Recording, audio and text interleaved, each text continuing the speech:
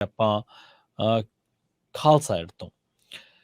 Khalsa aid ਦੇ ਦਫ਼ਤਰਾਂ ਦੇ ਉੱਤੇ NIA ਨੇ ਛਾਪੇਮਾਰੀ ਕੀਤੀ ਹੈ ਤੇ ਇੱਕ ਜ਼ਾਹਰ ਜਿਹਾ ਸਵਾਲ ਉੱਠਦਾ ਹੈ ਇਸ ਪੂਰੇ ਪ੍ਰਕਰਣ ਦੇ ਵਿੱਚੋਂ ਕਿ ਕੇਂਦਰ ਸਰਕਾਰ ਨੂੰ ਰੜਕਦਾ ਕਿਉਂ ਆ ਖਾਲਸਾ ਏਡ? ਪ੍ਰਵੀਨ ਜੀ, ਪੰਜਾਬ ਦੇ ਵਿੱਚ ਲੰਘੇ ਮੰਗਲਵਾਰ ਲਗਾਤਾਰ NIA ਦੇ ਛਾਪੇਮਾਰੀ ਹੋਈ ਹੈ। ਜੀ। ਨੈਸ਼ਨਲ ਇਨਵੈਸਟੀਗੇਸ਼ਨ ਏਜੰਸੀ ਜਿਹੜੀ ਕੇਂਦਰ ਦੇ ਕੰਟਰੋਲ ਹੇਠ ਹੈ ਇੱਕ ਤਰ੍ਹਾਂ ਨਾਲ ਸਿੱਧੇ ਰੂਪ 'ਚ, ਹਾਂਜੀ। ਉਸ ਏਜੰਸੀ ਨੇ ਪੰਜਾਬ ਦੇ ਕਈ ਥਾਵਾਂ ਤੇ ਛਾਪੇਮਾਰੀ ਕੀਤੀ ਹੈ। ਠੀਕ ਹੈ।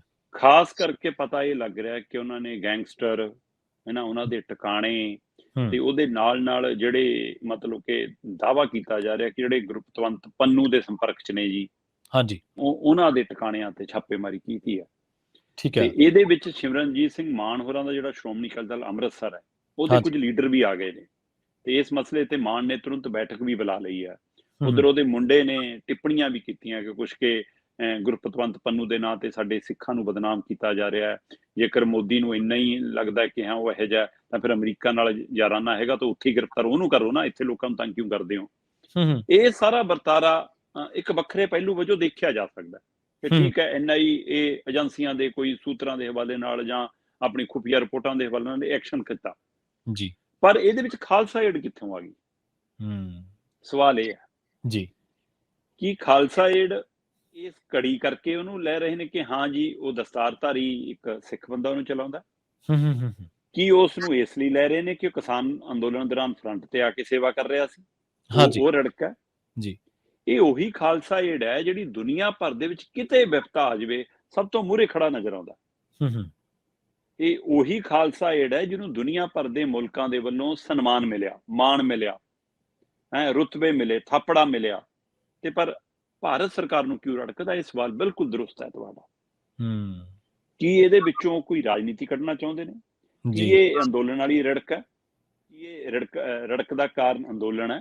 ਸੋ ਜਿਹੜਾ ਤਾਜ਼ਾ ਘਟਨਾਕ੍ਰਮ ਹੈ ਜਿਹਦੇ ਹਵਾਲੇ ਨਾਲ ਆਪਾਂ ਚਰਚਾ ਕਰਨ ਬੈਠੇ ਹਾਂ, NIA ਨੇ ਜਿਹੜੇ ਛਾਪੇਮਾਰੀ ਕੀਤੀ, ਉਸ ਛਾਪੇਮਾਰੀ ਦੇ ਦੌਰਾਨ ਹੀ ਲੰਘੇ ਮੰਗਲਵਾਰ ਦੀ ਤੜਕੇ ਸਵੇਰੇ 5:30 ਵਜੇ, 5 ਤੋਂ 5:30 ਵਜੇ ਦੇ ਦਰਮਿਆਨ ਖਾਲਸਾ ਏਡ ਦੇ ਨਾਲ ਸੰਬੰਧਿਤ ਦਫ਼ਤਰਾਂ 'ਚ ਪੰਜਾਬ 'ਚ, ਖਾਲਸਾ ਏਡ ਨਾਲ ਸੰਬੰਧਿਤ ਉਹਨਾਂ ਦੇ ਸਟੋਰ ਜਿੱਥੇ ਸਮਾਨ ਗੋਦਾਮ ਰੱਖੇ ਜਾਂਦੇ ਨੇ ਉੱਥੇ, ਖਾਲਸਾ ਏਡ ਦੇ ਨਾਲ ਸੰਬੰਧਿਤ ਜਿਹੜੇ ਕਾਰਕੁਨ ਸੇਵਾ ਨਿਭਾਉਂਦੇ ਨੇ, ਜਿਹੜੇ ਜੁੜੇ ਹੋਏ ਨੇ, ਉਹਨਾਂ ਦੇ ਸਰਗਰਮ ਮੈਂਬਰ ਨੇ, ਅਹੁਦੇਦਾਰ ਨੇ, ਉਹਨਾਂ ਦੇ ਘਰਾਂ ਦੇ ਉੱਤੇ ਜੀ ਲਗਾ ਇੱਕੋ ਕੜੀ ਦੇ ਵਿੱਚ ਛਾਪੇਮਾਰੀ ਹੋਈ ਹੈ। ਜੇਕਰ ਮੈਂ ਇਸ ਹਵਾਲਿਆਂ ਨਾਲ ਗੱਲ ਕਰਾਂ ਤਾਂ ਬਕਾਇਦਾ ਤੌਰ ਤੇ ਪਟਿਆਲੇ 'ਚ ਇੱਕ ਦਫ਼ਤਰ ਹੈ ਖਾਲਸਾ ਏਡ ਦਾ, ਮਤਲਬ ਇੱਕ ਥਾਂ ਦਫ਼ਤਰ ਹੈ ਜਿੱਥੇ ਬੰਦ ਹੈ, ਪਰ ਉਹਦਾ ਵੀ ਰਿਕਾਰਡ ਕਹਿੰਦੇ NIA ਨੇ ਸਾਰਾ ਇਕੱਠਾ ਕੀਤਾ।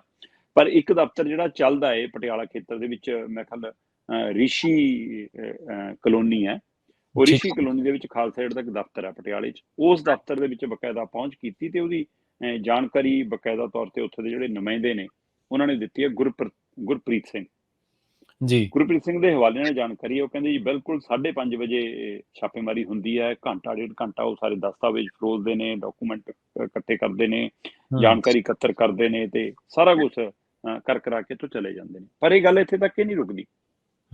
ਪਤਾ ਲੱਗ ਰਿਹਾ ਕਿ ਖਾਲਸਾ ਏਡ ਦੇ ਜਿਹੜੇ ਸਥਾਨਕ MD ਨੇ, ਹੈ ਨਾ, ਅਮਨਪ੍ਰੀਤ ਸਿੰਘ, ਉਹਨਾਂ ਦੇ ਘਰੇ ਵੀ, ਉਹਨਾਂ ਦੇ ਘਰ 'ਚ ਛਾਪੇਮਾਰੀ ਹੁੰਦੀ ਹੈ। ਉਹ ਵੀ 5 ਵਜੇ ਸਵੇਰੇ ਤੜਕੇ ਉਵੇਂ ਹੀ, ਹੈ ਨਾ, 5 ਵਜੇ ਤੋਂ ਲੈ ਕੇ ਉਹਨਾਂ ਦੇ ਘਰੇ ਤਾਂ ਕਰੀਬ 5.5 ਘੰਟੇ ਚੱਲਦੀ ਹੈ।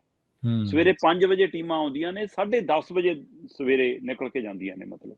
ਸੋ ਆਹ ਵਰਤਾਰਾ ਉਹਨਾਂ ਦੇ ਘਰੇ 5 ਘੰਟੇ ਚੱਲਦਾ। ਸੋ ਇਸ ਦੌਰਾਨ ਵੀ ਉਸੇ ਤਰ੍ਹਾਂ ਗੋਦਾਮ ਵੀ, ਦਫ਼ਤਰ ਵੀ, ਘਰ ਵੀ, ਇਹ ਸਾਰਾ ਕੁਛ।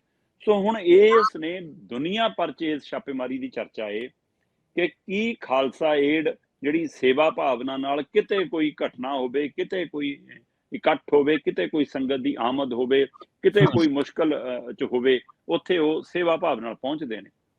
ਸੋ ਜੇ ਤਾਂ ਸਿਰਫ ਇਹ ਜਾਣਕਾਰੀ ਲੈਣੀ ਹੈ ਜੀ ਕਿ ਹਾਂ ਇਹਨਾਂ ਕੋਲ ਆਉਂਦਾ ਕਿੱਥੋਂ ਹੈ ਜੀ ਪੈਸਾ, ਜਾਂਦਾ ਕਿੱਥੋਂ ਹੈ ਜੀ, ਕਿਵੇਂ ਖਰਚਦੇ ਨੇ ਜੀ, ਫਿਰ ਤਾਂ ਇਹ ਦਸਤਾਵੇਜ਼ ਪ੍ਰਵੀਨ ਜੀ ਮੰਗ ਵੀ ਸਕਦੀ ਹੈ ਸਰਕਾਰ। ਇਹ ਜਾਣਕਾਰੀ ਲੈਣ ਦੇ ਲਈ ਤਾਂ ਉਹ ਰਿਟਰਨਾਂ ਫਾਈਲ ਕਰਦੇ ਨੇ, NGO ਰਜਿਸਟਰਡ NGO ਹੈ, ਵਿਸ਼ਵ ਭਰ 'ਚ ਉਹਦੇ ਅਦਾਰੇ ਨੇ, ਉਹਦੇ ਹਵਾਲੇ ਨਾਲ ਕਿ ਭਾਈ ਦਸਵੰਧ ਕਿੱਥੋਂ ਆਇਆ, ਕਿਹੜੇ ਹਵਾਲੇ ਨਾਲ ਆਇਆ। ਖਾਸ ਕਰ ਭਾਰਤ ਸਰਕਾਰ ਜੇਕਰ ਭਾਰਤ ਦੇ ਵਿੱਚ ਕਿਤੇ ਕੰਮਾਂ ਦੀ ਜਾਣਕਾਰੀ ਲੈਣੀ ਚਾਹੁੰਦੇ ਤਾਂ ਉਹਨਾਂ ਤੋਂ ਫਾਈਲ ਮੰਗ ਸਕਦੀ ਸੀ। ਜੇ ਉਹਨਾਂ ਨੇ ਕੋਈ ਦਸਤਾਵੇਜ਼ ਦੇਣੋਂ ਇਨਕਾਰ ਕੀਤਾ, ਦੱਸਣੋਂ ਇਨਕਾਰ ਕੀਤਾ, ਫਿਰ ਤੁਸੀਂ ਕਹਿੰਦੇ ਜੀ ਹਾਂ ਅਸੀਂ ਤਾਂ ਦਫ਼ਤਰ, ਔਰ ਇਹ ਦਫ਼ਤਰ ਹੈੱਡ ਆਫਿਸ ਤਾਂ ਹੈ ਨਹੀਂ ਗੇ ਉਹਨਾਂ ਦੇ ਹੂੰ। ਕਿ ਜਿੱਥੋਂ ਤੁਹਾਨੂੰ ਪੂਰੇ ਖਰਚੇ ਦਾ ਹਿਸਾਬ ਕਿਤਾਬ ਮਿਲ ਜੂਗਾ। ਇਹ ਤਾਂ ਨਹੀਂ ਹੈ। ਸਥਾਨਕ ਯੂਨਿਟ ਨੇ। ਹਾਂਜੀ। ਤੇ ਇਹਦਾ ਮਤਲਬ ਤੁਸੀਂ ਸਿਰਫ ਇਸ ਨੂੰ ਚਰਚਾ 'ਚ ਲਿਆਉਣ ਦਾ ਹਵਾਲਾ ਤੁਹਾਡਾ। ਹੂੰ। ਤੁਹਾਡਾ ਇਸ ਨੂੰ ਦੇ ਉੱਤੇ ਸਵਾਲੀਆ ਚਿੰਨ੍ਹ ਲਾਉਣ ਦਾ ਹਵਾਲਾ ਹੈ। ਸੋ ਇਹ ਸ਼ੰਕੇ ਸ਼ੁਬੇ ਇਸ ਲਈ ਖੜੇ ਹੁੰਦੇ ਨੇ ਕਿ ਇਹ 2024 ਦੀ ਕਵਾਇਦ ਹੈ। ਕੀ ਇਹ 2024 ਲਈ ਕੋਈ ਮਾਹੌਲ, ਕਿਉਂਕਿ ਮੈਂ ਇਮਾਨ ਸਿੰਘ ਮਾਨ ਦਾ ਹਵਾਲੇ ਨਾਲ ਪੜ੍ਹ ਰਿਹਾ ਸੀ, ਉਹ ਕਹਿੰਦਾ ਕੁਛ ਨਹੀਂ ਗਾ ਜੀ, ਇਹ ਸਾਰਾ ਕੁਛ ਕਹਿੰਦਾ ਵੋਟਾਂ ਨੂੰ ਅੱਡੋ ਅੱਡ ਧੜਿਆਂ 'ਚ ਵੰਡਣ ਦੀ ਕਵਾਇਦ ਹੈ ਤੇ 24 ਦੇ ਲਈ ਕੰਮ ਹੈ। ਕਹਿੰਦਾ ਸਾਡੇ ਲੀਡਰ ਹਿਰਾਸਤ 'ਚ ਨੇ ਜੀ। ਸਿਮਰਨਜੀਤ ਸਿੰਘ ਮਾਨ ਹੋਰੀ ਮੈਂਬਰ ਪਾਰਲੀਮੈਂਟ ਹੈ ਇਸ ਸਮੇਂ। ਹਾਂਜੀ। ਤੇ ਉਹ ਕਹਿੰਦਾ ਜੇ ਤੁਹਾਡਾ ਮਤਲਬ, ਉਹਦਾ ਮੁੰਡਾ ਕਹਿੰਦਾ ਜੇ ਤੁਹਾਡਾ ਵਿਵਾਦ ਗੁਰਪਤਵੰਤ ਪੰਨੂ ਨਾਲ ਹੈ ਤਾਂ ਉਹਦੇ ਨਾਲ ਨਜਿੱਠੋ, ਉਹਦੀ ਆੜ 'ਚ ਸਾਡੇ ਬੰਦਿਆਂ ਨੂੰ ਤੰਗ ਕਰਨ ਦਾ ਕੀ ਮਤਲਬ ਹੈ ਕਹਿੰਦਾ। ਤੇ ਕਹਿੰਦਾ ਕਿ ਸਾਡੇ ਲੀਡਰਾਂ ਨੂੰ ਹਿਰਾਸਤ 'ਚ ਲਿਆ ਗਿਆ। ਤੇ ਇਹ ਉਹ ਤੋਂ ਬਾਅਦ ਉਹ ਤੋਂ ਵੀ ਇੱਕ ਹੋਰ ਪਹਿਲੂ ਦੇਖੋ ਜੀ। ਸਿਮਰਜੀਤ ਮਾਨ ਹੋਰਾਂ ਨੇ ਐਮਰਜੈਂਸੀ ਮੀਟਿੰਗ ਬੁਲਾਈ ਹੈ। ਠੀਕ ਹੈ। ਪਰ ਮੀਟਿੰਗ ਤੋਂ ਪਹਿਲਾਂ ਜਿੱਦਾਂ ਹੀ ਉਹਨਾਂ ਨੂੰ ਖਬਰਾਂ ਮਿਲਣੀਆਂ ਸ਼ੁਰੂ ਹੋਈਆਂ ਕਿ ਸਾਡੇ ਲੀਡਰਾਂ ਨੂੰ ਤੰਗ ਕਰਨ ਜਾ ਰਹੇ ਨੇ, ਆਹ ਕੁਛ ਕਰ ਰਹੇ ਨੇ, ਤਲਾਣੀਆਂ ਵੀ, ਪੰਜਾਬ ਪੁਲਿਸ ਵੀ ਪਹੁੰਚ ਗਈ ਕਿਤੇ ਇੱਥੇ ਛਾਪਾ ਤਾਂ ਨਹੀਂ, ਉੱਥੇ ਤਲਾਣੀਆਂ ਛਾਪਾ ਨਹੀਂ ਸੀਗਾ ਜਿੱਥੇ ਸਿਮਰਜੀਤ ਮਾਨ ਹੋਰਾਂ ਦਾ ਜੱਦੀ ਘਰ ਆ ਸ਼੍ਰੀ ਫਤਿਹਗੜ੍ਹ ਸਾਹਿਬ ਹੈ ਨਾ ਇਲਾਕੇ 'ਚ। ਹਾਂਜੀ। ਪਰ ਸਿਮਰਨਜੀਤ ਸਿੰਘ ਮਾਨ ਨੇ ਬਕਾਇਦਾ ਤੌਰ ਤੇ NIA ਦੇ DGP ਨੂੰ ਫੋਨ ਮਿਲਾਇਆ। ਠੀਕ ਹੈ। ਇੱਕ ਵਾਰ ਨਹੀਂ, ਕਿੰਨੀ ਵਾਰ। DGP ਪਤਾ ਵੀ ਕੌਣ ਹੈ? ਦਿਨਕਰ ਗੁਪਤਾ। ਅੱਛਾ, ਜਿਹੜੇ ਪੰਜਾਬ ਦੇ ਰਹਿ ਚੁੱਕੇ ਆ। ਹਾਂ ਬਿਲਕੁਲ ਜੀ। ਠੀਕ ਹੈ ਜੀ। ਉਹਨਾਂ ਨੂੰ ਕਿੰਨੀ ਵਾਰ ਫੋਨ ਮਿਲਾਇਆ, ਫੋਨ ਤੇ ਗੱਲ ਨਹੀਂ ਕਰਨ ਨੂੰ ਤਿਆਰ। ਇਹਦਾ ਮਤਲਬ ਉਹ ਗੱਲ ਤੋਂ ਕਿਉਂ ਭੱਜ ਰਹੇ ਨੇ? ਕੀ ਇਹ ਉਹਨਾਂ ਦੇ ਹੁਕਮਾਂ ਨਾਲ ਹੋ ਰਿਹਾ ਜਾਂ ਹੁਕਮ ਹੋਰ ਆਕਾਮਾਂ ਦੇ ਨੇ, ਉਹ ਸਾਹਮਣਾ ਕਰਨ ਤੋਂ ਇਨਕਾਰੀ ਨੇ? ਸੋ ਇਹ ਸਾਰੇ ਘਟਨਾਕ੍ਰਮ ਦੀ ਅੱਜ ਪੰਜਾਬ 'ਚ ਹੀ ਨਹੀਂ, ਭਾਰਤ 'ਚ ਹੀ ਨਹੀਂ, ਦੁਨੀਆ ਭਰ 'ਚ ਚਰਚਾ ਹੈ ਔਰ ਹਰੇਕ ਦੇ ਮਨ 'ਚ ਇਹੀ ਸਵਾਲ ਖੜਾ ਹੈ ਕਿ ਕੇਂਦਰ ਸਰਕਾਰ ਨੂੰ ਕਿਉਂ ਰੜਕਦਾ ਖਾਲਸਾ ਏਡ। ਜੀ।